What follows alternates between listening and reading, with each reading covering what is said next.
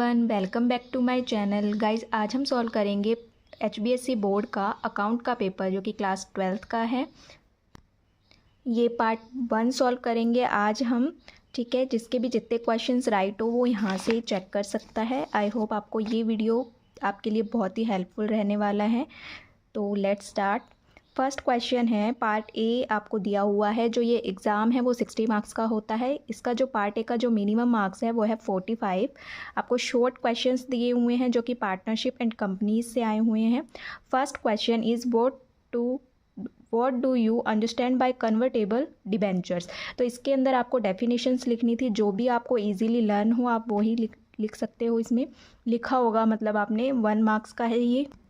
Second question is A and B were partners in a firm sharing profit or losses equally with effect from 1st April 2024. They agreed to share profit in the ratio 4:3. Due to change in profit sharing ratio, A's gain or sacrifice will be. तो guys इसमें आपको sacrificing ratio निकालना है। A and B का जो old ratio वो equal दिया हुआ है और जो न्यू रेशियो है वो 4:3 दिया हुआ है। तो सेक्रीफाइस रेशियो का आपको फॉर्मूला पता ही होगा। क्या फॉर्मूला होता है? Old minus new. तो आप इससे कर सकते हैं। ओल्ड आपका 1 रहेगा और ये तो 1/2 में से आपको 4/7 लेस करेंगे तो आपका ए का जो सेकंड का जो आंसर निकलेगा वो निकलेगा ए, यानी कि गेन करेगा 1/14 से। थर्ड क्वेश्चन है, share holders get as their return from the company. अंशधारियों को प्रतिफल के रूप में कंपनी से क्या प्राप्त होता है? गाइज, इसमें शेयर होल्डर्स को क्या मिलता है? तो वो मिलता है डिविडेंड। ठीक है, इसके बाद है व्हाट और एक्यूमुलेटेड प्रॉफिट्स। तो इसके अंदर भी आपको डेफिनेशन या मीनिंग इसका लिखना था। क्या होता है आपको ये बताना था। तो 1 मार्क्स का है तो 1 मार्क्स में ही लिखना था आपको। उसके बाद 5th क्वेश्चन है, if the new partner bring his share of goodwill in cash it will be shared by old partners in. इसका मतलब है कि यदि कोई जो न्यू पार्टनर्स है अगर वो गुडविल की लेकर आता है कैश में तो वो पुराने साझेदारों द्वारा कैसे बांटा जाएगा? तो गाइज वो बांटा जाता है सेक्रीफाइस रेशियो में। क्वेश्चन नंबर 5 का आंसर होगा A, ratio of sacrifice. Next question is the debenture securities on which the rate of interest is not specified, instead the difference in sale price and purchase price works as interest. Such securities are known as bonds. जिन debentures या securities पर interest की rate निर्धारित नहीं होती अपितु विक्रय मूल्य तथा क्रय मूल्य में अंतर की राशि उन पर ब्याज होता है, तो ऐसी प्रतिभूतियों को क्या कहा जाता है? तो गाइज उसे बोला जाएगा zero coupon bonds. Next question is loan from partners is not transferred to realization account. In loan from partners is a outside liability. It is paid after the payment of partners capital. तो guys इसका answer हो जाएगा आपका C, ascertain A is true but reason R is false. Next question is admission of a partner does not mean the dissolution of the firm but the dissolution of the old partnership. इसका मतलब है कि जो भी partners हैं पर वे मतलब entry करते हैं तो फर्म का समापन नहीं है परंतु पुरानी साझेदारी का समापन है। Admission of a partners means reconstitutions of the partners so that the old partners ceases to exit and a new partnership comes into existence but the firm continues. इसका आंसर आ जाएगा आपका A, both assertion A and reason R true but reason R is not correct explanation of assertion A. ठीक है, explanation correct नहीं है, बाकी ठीक है। तो इसका आंसर ए हो जाएगा आपका। नेक्स्ट क्वेश्चन इज आरक्षित पूंजी होती है रिजर्व कैपिटल इज। तो इसका आंसर हो जाएगा आपका D, part of uncalled capital with may be called only at the time of liquidations of the company. Next question is debentures are show on side of the balance sheet. तो आपको बताना है कि जो debentures है वो कहाँ show होता है बैलेंस शीट में। तो गाइज यहाँ पे आ जाएगा आंसर नॉन करंट लाइबिलिटीज़। अगर आप लाइबिलिटीज़ करके आए हो तो भी करेक्ट है और नॉन करंट लाइबिलिटीज़ इसका आंसर हो जाएगा। Next question is calculate the interest on drawing of mister Rishabh at the rate 10% per annum for the year ended 31st March 2024 if he withdraw 20,000 in the beginning of each quarter. कोई बंदा है mister Rishabh जिसका interest दिया हुआ है 10% और वो withdraw करता है 4 महीने में। क्वार्टर में हम 4 से मेजर करते हैं ना, 20,000 रुपीज़ निकालता है बिगनिंग में ही। ठीक है, तो 20,000 को 4 से मल्टीप्लाई कर देंगे तो वो 80,000 आ जाएगा। रेट आपको गिवन है 80,000 का, आप 10% चार्ज करेंगे। और गाइस जो क्वार्टर का जो रेट होता है वो होता है 7.5 डिवाइडेड बाय 12। अगर आपको ये रेट निकालना नहीं आता है तो प्लीज़ मैंने वीडियो बनाया है, आप वहाँ से देख सकते हैं। ठीक है, सॉल्व करेंगे तो ये आ जाएगा आपका 5000, तो ये आंसर हो जाएगा। इसके बाद नेक्स्ट क्वेश्चन इज़, ये 2 मार्क्स का है। फर्म के समापन तो साझेदारी के समापन में कोई 2 अंतर आपको डिफरेंस लिखना था, तो ये आपने लिख लिया होगा। इसके बाद नेक्स्ट क्वेश्चन है, आपको प्रैक्टिकल सॉल्व करना है। A firm average profit are 70,000, it includes an abnormal profit of 5,000, capital invested in the business is ₹5,50,000 and the normal rate of return is 10%। Calculate goodwill at 4 times the super profit. आपको goodwill calculate करनी है guys. Average profit given है, abnormal profit given है, capital invested given है और normal rate of return given है। तो इसको सॉल्व करेंगे हम। तो आपको इसमें गुडविल का फॉर्मूला याद होना चाहिए, बाकी क्वेश्चन कंप्लीट हो जाएगा। तो गुडविल में आपका फॉर्मूला होता है super profit multiply by number of year purchase. अब सुपर प्रॉफिट आया है गुडविल में, तो आपको सुपर प्रॉफिट निकालना है। तो सुपर प्रॉफिट का फॉर्मूला होता है एवरेज प्रॉफिट माइनस में नॉर्मल प्रॉफिट। तो गाइज ये दोनों ही आपको गिवन है, यानी कि एवरेज प्रॉफिट कितना दिया हुआ है आपका 70,000, लेकिन इसमें आपको एबनॉर्मल प्रॉफिट भी दिया हुआ है। एबनॉर्मल प्रॉफिट गाइस जो दिया होता है उसको क्या करना है, हमें लेस करना है। अगर आपको लॉस दिया होता तो वो आप ऐड कर लेते, ठीक है। तो आप 70,000 से 5,000 लेस करेंगे तो ये आ जाएगा आपका 65,000। तो ये आ जाएगा आपका एक्चुअल प्रॉफिट। अब एक्चुअल प्रॉफिट में से आपको लेस करना है नॉर्मल प्रॉफिट, तो आपको नॉर्मल प्रॉफिट कैलकुलेट करना पड़ेगा, क्योंकि आपको इंटरेस्ट तो गिवन है यहाँ पे, लेकिन आपको नॉर्मल प्रॉफिट तो कैलकुलेट करना पड़ेगा। तो नॉर्मल प्रॉफिट का फॉर्मूला होता है capital invested multiply by normal rate of return. ये मैंने शॉर्ट में लिखा है, normal rate of return divided by 100। तो कैपिटल इन्वेस्टेड आपके क्वेश्चन में गिवन है 5,50,000 मल्टीप्लाई बाय रेट भी आपके क्वेश्चन में गिवन है 10%। तो गाइज ये आ जाएगा आपका 55,000।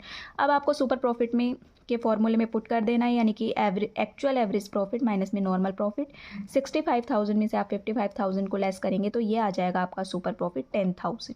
बस आपको गुडविल के फॉर्मूले में पुट कर देना, यानी कि super profit multiply by number of year purchase 10,000, और जो ईयर दिया हुआ है वो आपके क्वेश्चन में गिवन है, यानी कि 4 टाइम्स मल्टीप्लाई कर देंगे तो ये आ जाएगी आपकी गुडविल 40,000 की। ठीक है, तो प्लीज़ चेक कर लीजिए जिसने भी क्वेश्चन किया है वो गलत किया है या सही किया है। Next question, A and B are partners sharing profit in the ratio of 4:1. A surrenders 1/4 shares of his share and B surrender 1/2 of his share in favor of C, a new partner. What is the sacrificing ratio and new ratio? तो आपको sacrifice ratio और new ratio calculate कर लेना है, ठीक है। Old ratio आपका given है और A सरेंडर कर रहा है 1/4 और B सरेंडर कर रहा है 1/2। तो अब आपको करना है ये सॉल्व। तो A surrender 1/4 of 4/5 in favour of C, ठीक है। ये 4/5 क्या है, इसका ओल्ड रेशियो है ए का, और कितना शेयर कर रहा है ये 1/4। मल्टीप्लाई करेंगे, सॉल्व करेंगे तो इनका आ जाएगा 1/5 शेयर। ऐसे ही आपको बी का कैलकुलेट कर लेना है। तो बी सरेंडर कर रहा है 1/2 और इसका जो शेयर है वो कितना है 1/5। आप इसकी मल्टीप्लिकेशन करेंगे, सॉल्व करेंगे तो 1/10 आ जाएगा। ऐसे ही आपको सेक्रीफाइस रेशियो कैलकुलेट कर लेना है, यानी कि 1/5 1/10 रखेंगे। एलसीएम लेके आप इसे सॉल्व करेंगे तो सेक्रीफाइस रेशियो आ जाएगा आपका 2:1। अब आपको न्यू रेशियो कैलकुलेट कर लेना है। तो गाइस जो ए का जो न्यू रेशियो है वो कितना होगा, 1/5 आया है ना ए का जो शेयर है और उसका 10 आया है। तो ए का निकालेंगे, ओल्ड शेयर है ए का 4/5 माइनस कर देंगे 1/5, क्योंकि ये इतना ही सरेंडर कर रहा है ना सी को। तो सॉल्व करेंगे तो ये आ जाएगा आपका 3/5। सी का शेयर निकालेंगे, यानी कि सी का क्या 1/5 दे रहा है ए तो, और बी कितना दे रहा है 1/10। तो दोनों को ऐड कर लेंगे, क्योंकि ये दोनों ही सी के पास गए हैं ना, तो इनको ऐड करेंगे तो ये कितना आ जाएगा एलसीएम लेके 3/10। तो ए बी और सी का आपका न्यू रेशियो आ जाएगा 3/5 आएगा ए का, बी का आएगा 1/10 और सी का आ जाएगा आपका 3/10। तो रेशियो हो जाएगा 6, 1 and 3। तो आपका सेक्रीफाइसिंग रेशियो 2:1 होगा और न्यू रेशियो हो जाएगा 6:1:3। नेक्स्ट क्वेश्चन इज, इसमें पूछा है list any 2 factors affecting goodwill of A partnership firm. जो गुडविल को मतलब अफेक्ट करने वाले आपको फैक्टर लिखने हैं, 2 फैक्टर लिखने हैं, 2 मार्क्स का है, 2 फैक्टर्स लिखने हैं। Next question is mention any 2 provisions of the partnership act applicable in the absence of partnership deed. तो मतलब जो भी आपके प्रोविजंस लागू होते हैं वो लिखने हैं, वो भी 2 मार्क्स का ही है। इसके बाद आपको ये 16 क्वेश्चन करना है, ये भी गाइज आपके थ्योरी का ही है। इसमें आपको थियोटिकल पार्ट लिखना है, redeemable, preference share, cumulative, participating, इनका आपको मीनिंग बताना है। नेक्स्ट आपका प्रैक्टिकल क्वेश्चन है 17, if total assets are 6 lakh, total liabilities are 1 lakh, amount realised on sale of assets is 4,20,000 and realization expenses are 5,000, find out of profit or loss by making realization account। आपको realization account बनाना है। Guys देखिए कितने छोटे छोटे items दिए हुए हैं, कुछ नहीं करना। देखिए रियलाइजेशन अकाउंट में हम करते क्या है, अपोजिट अपोजिट वाला गेम खेलते हैं। ठीक है, आपको बैलेंस शीट दी हुई होती है, इधर आपकी लाइबिलिटीज़ एसेट्स होती हैं और इधर आपकी लाइबिलिटीज़ होती हैं। तो रियलाइजेशन अकाउंट के अंदर आपको पूरी बैलेंस शीट को खाली करना होता है। पहले आप एसेट्स को लेके जाएंगे डेबिट साइड और आपकी जो लाइबिलिटी है उसको लेके जाएंगे आप क्रेडिट साइड, फिर इनकी पेमेंट करनी होती है वही अपोजिट तरीके से। ठीक है, अब हम इसे सॉल्व करते हैं। बहुत ही सिंपल क्वेश्चन है। देखिए टोटल एसेट्स है तो एसेट्स आपकी किधर आ जाएंगी, आपको मैंने बताया ना कि मान लीजिए बैलेंस शीट में ये किस साइड होती है, आपकी इस साइड में होती है। ठीक है, और लाइबिलिटीज़ जो होती है वो इस साइड में होती है। अब हमें रियलाइजेशन अकाउंट बनाना है तो एसेट्स की हमें डेबिट साइड में ले जाना है और इधर लाइबिलिटीज़ लिखेंगे उसे हमें क्रेडिट साइड में लेके जाना है। तो ये कर लेंगे। रियलाइजेशन अकाउंट टू एसेट्स लिखेंगे तो ये कितनी है आपकी 6 लाख दी हुई है। ठीक है, लाइबिलिटीज़ आपकी 1 लाख दी हुई है तो ये 1 लाख हमने लिख दिया है। ठीक है, तो ये हमने बैलेंस शीट को खाली कर दिया है। अब हमें मान लीजिए एडजस्टमेंट में दिया हुआ होगा कि आपकी जो realised on sale of assets है, यानी कि एसेट्स आपने सेल करी है तो 4,20,000, तो इसे भी अपोजिट। ठीक है, अब एसेट्स आपने यहाँ लिखी थी तो जो एसेट्स रियलाइज्ड होगी वो किधर होगी, आपकी क्रेडिट साइड में होगी। तो बाय बैंक से लिख देंगे 4,20,000। ठीक है, आपको रियलाइजेशन एक्सपेंसेस दिए हुए हैं तो एक्सपेंसेस आ जाएंगे आपके डेबिट साइड में, क्योंकि खर्चा क्या होता है आपको डेबिट करना होता है, रूल आपने पढ़े ही होंगे। तो to bank expenses of realisation. ठीक है, कितने दिए हुए हैं 5,000, बस इतना ही अमाउंट था। आप ऐड करेंगे तो ये आ जाएगा आपका 7,05,000।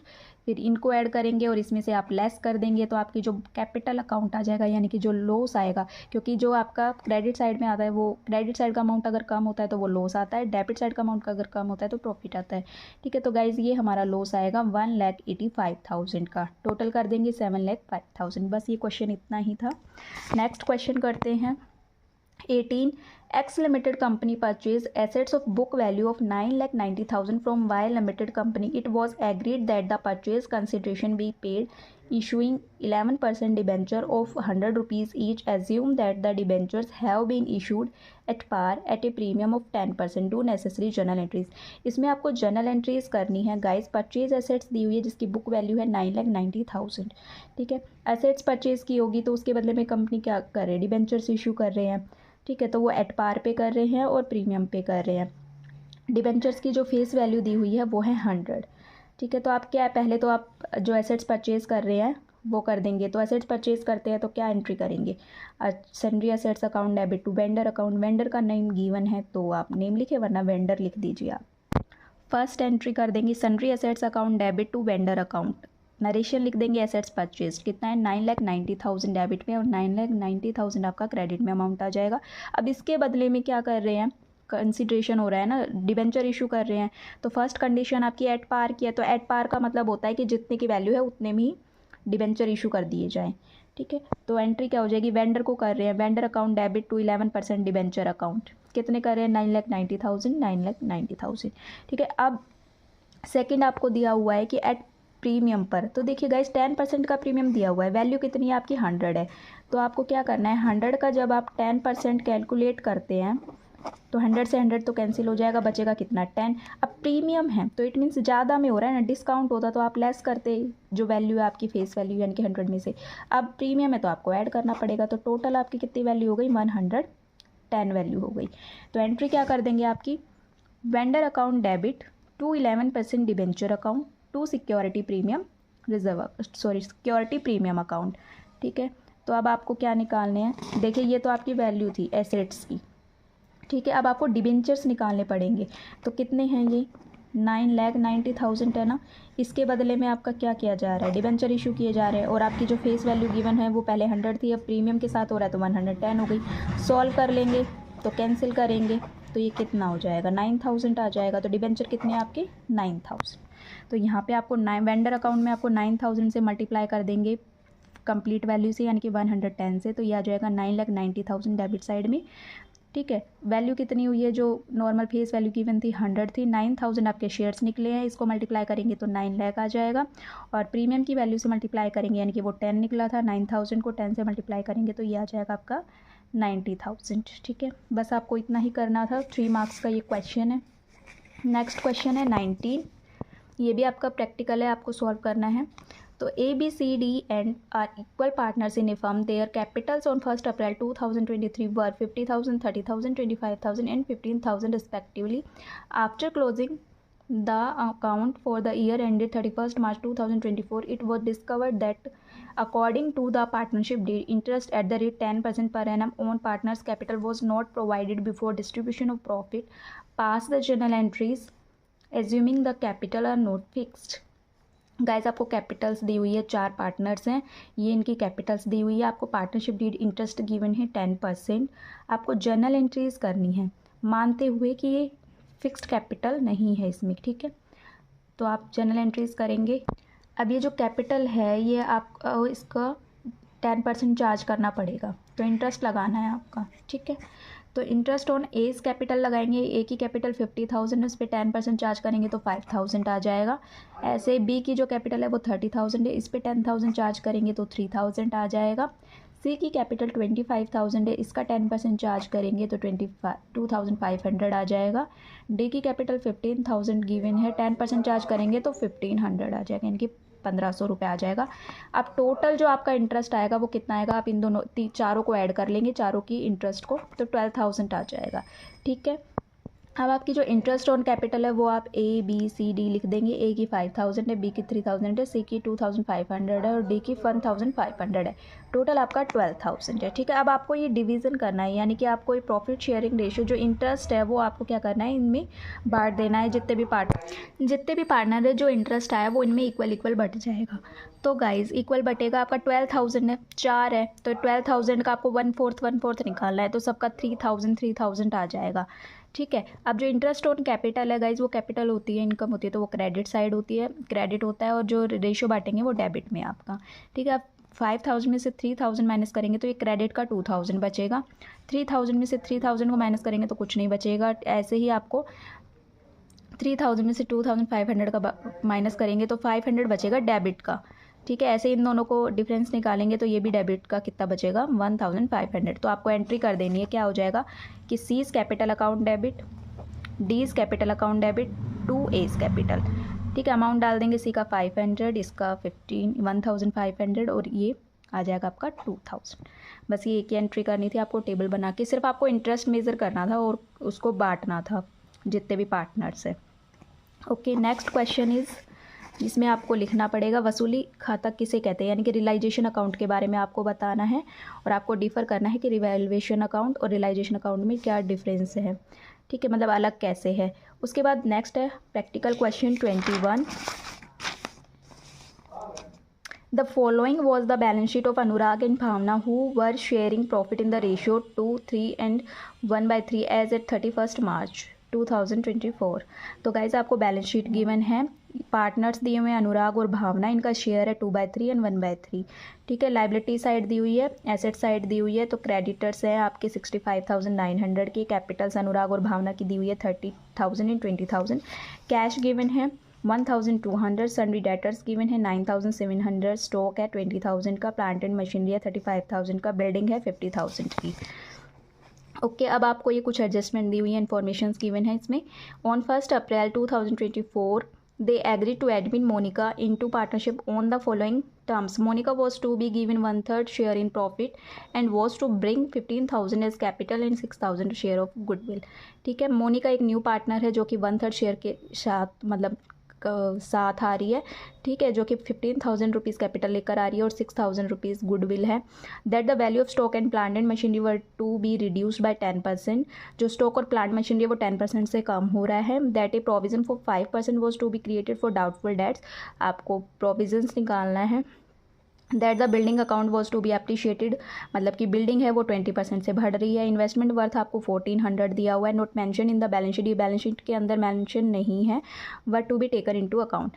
ठीक है, अकाउंट के अंदर लिख के जाना है आपको सीधा। That the amount of goodwill was to be withdraw by the old partners, जो गुडविल है वो ओल्ड पार्टनर्स निकाल रहे हैं, तो आपको क्या बनाना है, रिवैल्यूएशन अकाउंट बनाना है, कैपिटल अकाउंट, और आपको opening balance sheet of the new firm.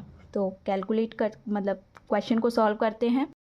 आपको रिवैल्यूएशन अकाउंट बनाना है, तो फॉर्मेट बना लेंगे, और जो डिक्रीज जो एसेट्स होती है वो इधर आती है, और इंक्रीज एसेट्स आपकी क्रेडिट साइड में आती है। तो जो फर्स्ट इन्फॉर्मेशन गिवन है वो क्या है, फर्स्ट को छोड़ दीजिए। सेकंड है आपकी स्टॉक और प्लांट एंड मशीनरी क्या है, कम हो रही है 10% से। तो आपको बैलेंस शीट के अंदर देखना है आपकी स्टॉक कितनी है, 20,000 है, इसका 10% चार्ज करेंगे तो 2,000, यानी कि 2,000 रुपये से ये कम हो रही है, तो इसे लिख देंगे। प्लांट एंड मशीनरी आपकी 35,000 है, इसका 10% आप चार्ज करेंगे तो ये 3,500 हो जाएगा, तो मतलब ये कम हो रही है, तो आप लिख देंगे डेबिट साइड में 2 स्टॉक करके 2,000 से कम हो रही है। प्लांट एंड मशीनरी आपकी 3,500 रुपये से कम हो रही है।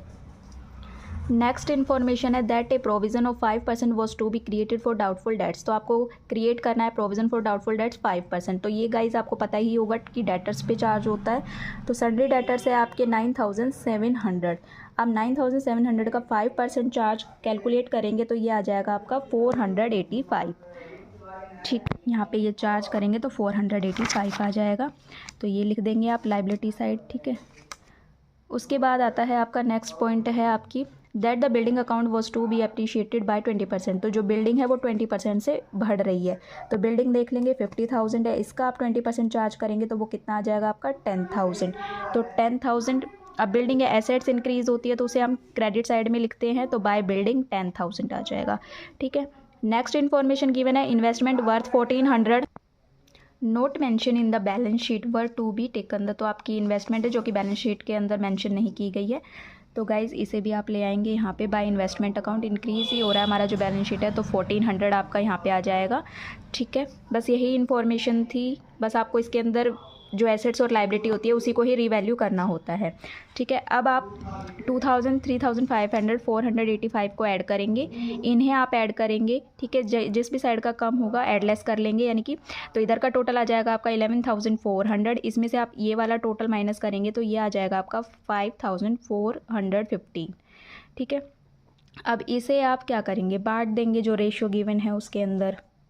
जो आपका प्रॉफिट आया उसे 2:1 में आप बांट देंगे। अनुराग की कैपिटल आ जाएगी आपकी 3,610 और इसका आ जाएगा आपका 1,805। ठीक है, अब इसे आपको कैपिटल अकाउंट में मेज़र करना है, कैपिटल अकाउंट बनाना है आपको, इसी से ही फॉर्मेट बना लेंगे कैपिटल अकाउंट का। अब गाइस देखना, अब आपके 3 पार्टनर हो गए हैं, क्योंकि अनुराग और भावना तो पहले से ही थे, और मोनिका जो है कि न्यू पार्टनर आ रहा है जो कि कैपिटल ला रही है अपनी 15,000 की। ठीक है, तो ये बना लेंगे। बाय बैलेंस ब्रोड डाउन कर देंगे, जो कि बैलेंस शीट के अंदर आपको कैपिटल दी हुई है, अनुराग की 30,000 और भावना की 20,000। तो ब्रोड डाउन करेंगे 30,000, 20,000, इसका खाली छोड़ देंगे मोनिका का। उसके बाद बाय रिवैल्यूएशन अकाउंट से आपको क्या लेके आना है, प्रॉफिट लेके आना है, क्योंकि प्रॉफिट ही आया था, तो प्रॉफिट आया था आपका 3,610 और भावना का आया था 1,805, और इसका कुछ भी नहीं आया था। मैं दिखा देती हूँ आपको, यही आया था ना आपका। ठीक है, अब जो थर्ड है मोनिका, वो कितने कैपिटल लेके आ रही है 15,000 की, तो बाय कैश अकाउंट से आप मोनिका की कैपिटल दिखा दोगे 15,000 से। ठीक है, अब देखिए यहाँ पे गाइज लिखा है कि that the amount of goodwill was to be withdraw by the old partner. Old partner है जो कि गुडविल लेके आ रहे हैं, तो कितनी गुडविल है 6,000। 6,000 को आप 2:1 जो कि दिया हुआ है इसमें आप कैलकुलेट करेंगे, यानी कि आपको 6,000 का 2/3 निकालेंगे, 2 3 एकम 3 3 6, तो 4,000 और 2,000 इनका शेयर आएगा अनुराग और भावना का, तो 4,000 अनुराग में और भावना के में 2,000। ठीक है, ऐसे ही आपको 2 कैश अकाउंट यहाँ पे लिख देना है, वही 4,000, 2,000, मोनिका का कोई शेयर नहीं है। अब आपको अनुराग के ये जो अमाउंट्स दिए हुए हैं इनको ऐड करेंगे, 4,000 इसमें से लेस कर देंगे, तो इनका जो टोटल आएगा वो आएगा 37,610 और लेस करेंगे इसमें से 4,000, तो ये आ जाएगा आपका 33,610। ऐसे ही आपको भावना का निकाल लेना है, इनका टोटल आएगा 23,805, इसमें से 2,000 माइनस करेंगे तो ये आ जाएगा 21,805। मोनिका का 15,000 है, उसको यहाँ ट्रांसफ़र कर देंगे, तो जो आंसर आएगा वो 2 बैलेंस कैरी डाउन से आपको दिखाना है। ठीक है, इसके बाद आपको बैलेंस शीट बनानी है, तो बैलेंस शीट आपको ओल्ड बैलेंस शीट को देखते हुए ही बनाना है। ठीक है, इस साइड में आपको लाइबिलिटी साइड में दिया हुआ है क्रेडिटर, तो गाइज़ आपका क्रेडिटर दिया हुआ है 65,900, तो इससे रिगार्डिंग कोई हमारे पास इन्फॉर्मेशन नहीं थी, तो आपको यही लिख देना है। आपकी जो बैलेंस शीट बनेगी, new balance sheet 65,900। Okay, next आपको कैपिटल दी हुई है अनुराग की और भावना की 30,000 20,000, तो गाइज़ ये चेंज हो चुकी है। तो आपको यहाँ से कैपिटल अकाउंट से ट्रांसफ़र कर देनी है बैलेंस शीट में 33,610 अनुराग की, 21,805 भावना की और 15,000 मोनिका की।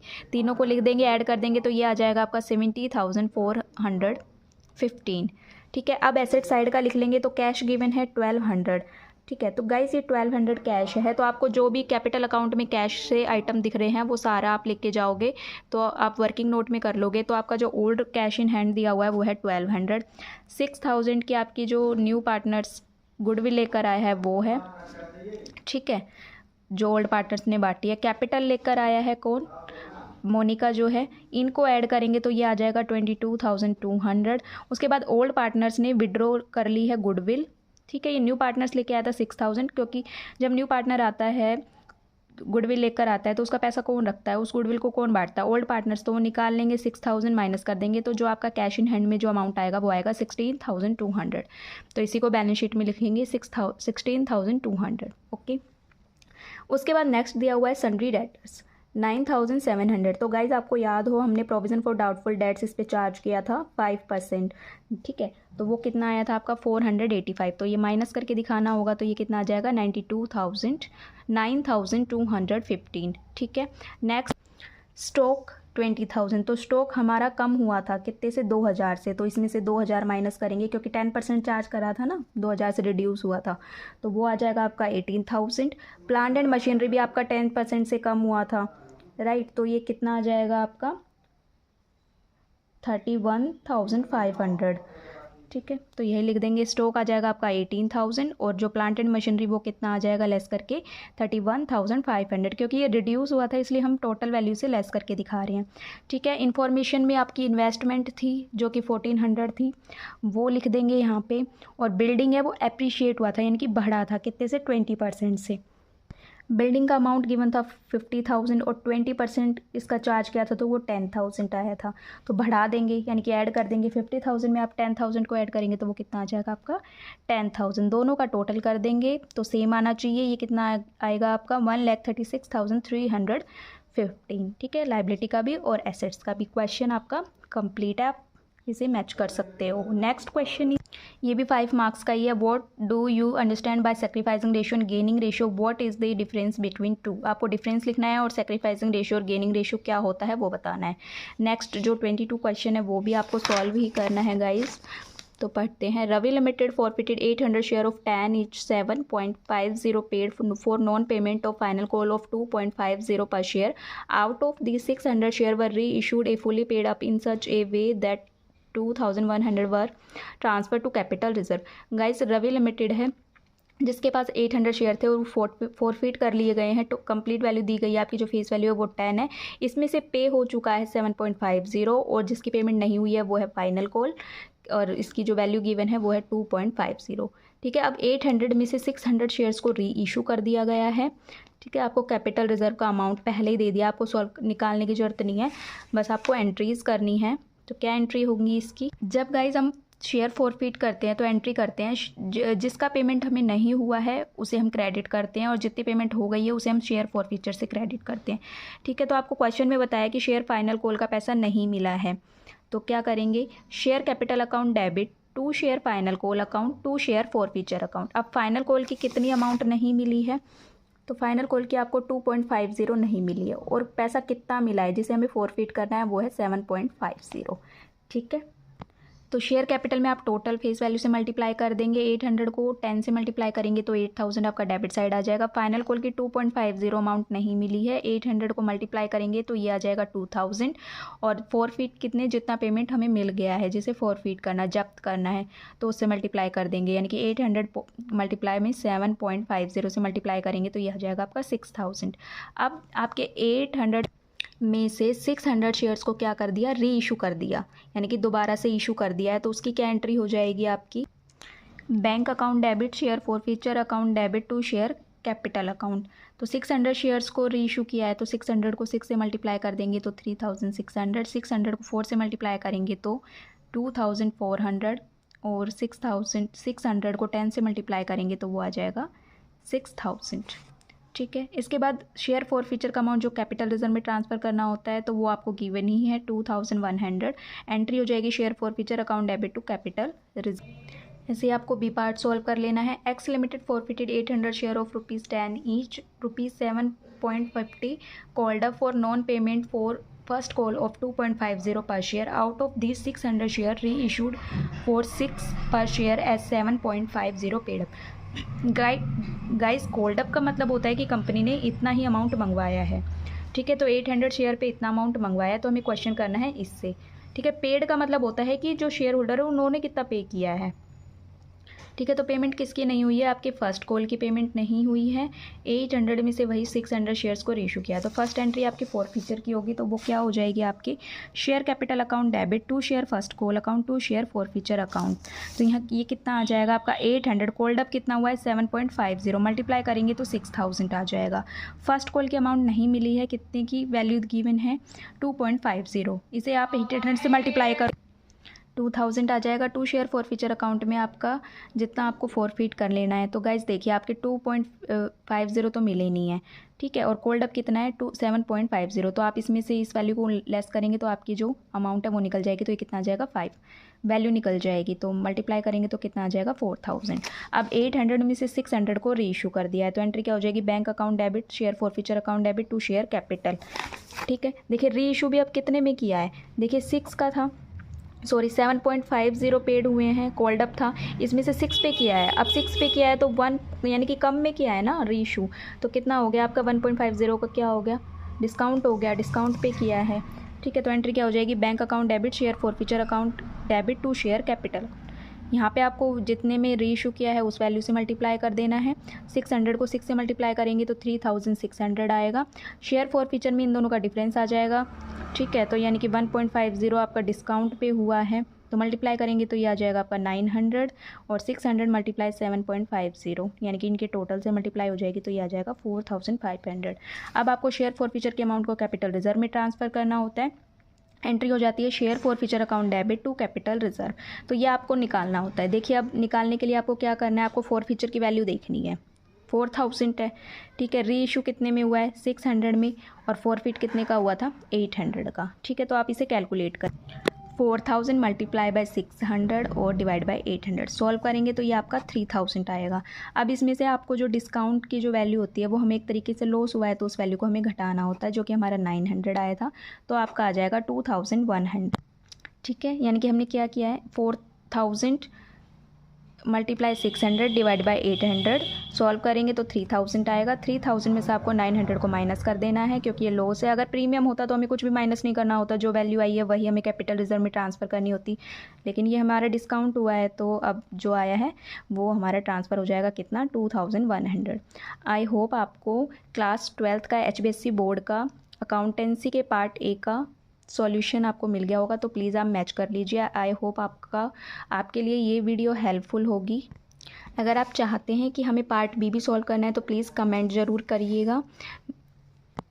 अगर आपको वीडियो थोड़ा भी हेल्पफुल है और आपको वीडियो अच्छा लगे तो प्लीज़ वीडियो को लाइक करें, शेयर कमेंट करें और चैनल को सब्सक्राइब करें।